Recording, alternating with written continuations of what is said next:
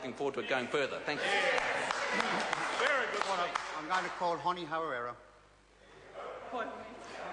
Kia ora mai no rā tātou. Tēnā koe, Mr. Chair. Kia ora tātou katoa. You know what's so sad about looking across the other side of the House and hearing people talking about the treaty clause? Is not one of the Māori MPs from National has even bothered to speak in defence of this treaty clause. Not one of them. You've got Tau Henare, who has not spoken in favour of the treaty clause, who hasn't gotten up to speak on it at all. You can normally not shut the man up, but you think he's going to come here and defend National's treaty clause? No way, Jose. He kia parata. Has she stood up to defend National's treaty clause? No. Paula Bennett, has he stood up to defend National's treaty clause? Mike Sabin, has he stood up to defend National's treaty clause? Simon Bridges, has he stood up to defend National's treaty clause? No. And what about your buddies in the Māori Party? Tariana Turia, has she stood up to defend National's treaty clause? Peter Sharples, has he stood up to defend National's treaty clause? Theodore Flavel, has he stood up to defend National's treaty clause? You know why? Because all of your Māori buddies think it sucks.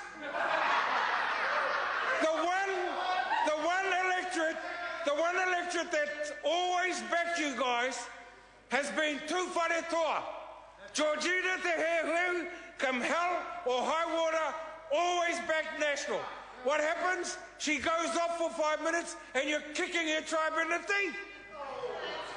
A tribe that gave its water for the nation, for the benefit of the nation, and you guys have betrayed them. You're going to flog it off, you and your market capitalism. Order. Order. Don't bring me into the debate. Pardon? Don't bring me into the debate. Oh, my apologies, Mr. Chairman. They're going to flog it off, Mr. Chairman. They're going to flog it off. Market capitalism. Nothing at all to do with the treaty. This is embarrassing. And when, of course, they say that they've been out and had their consultation, come on, who's the iwi leader that's come out in support of this? Nobody. Nobody supports this. This treaty clause is a jacker. You can see when it says, for the avoidance of doubt, subsection 1 does not apply to persons other than the Crown. And then the Crown takes the view that it's only going to be a majority shareholder in a private company. There's no treaty obligations on the Crown in respect of this deal.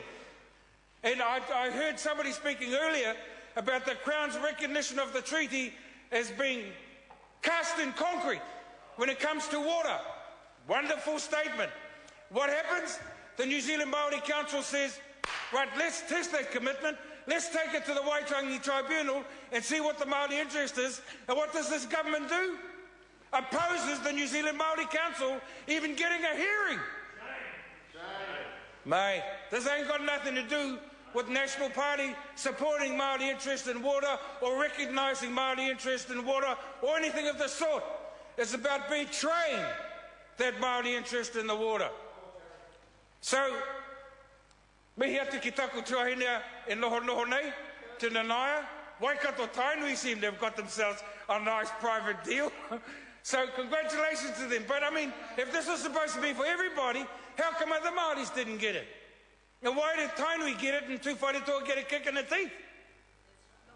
This is a sad piece of legislation, Mr. Chairman. This has nothing at all to do with recognising the rights of Māori or recognising the rights of the treaty. And I want to say that Mana opposes this bill in its entirety today, tomorrow and ever after. Kia ora tātou. I'm going to call Claire Curran.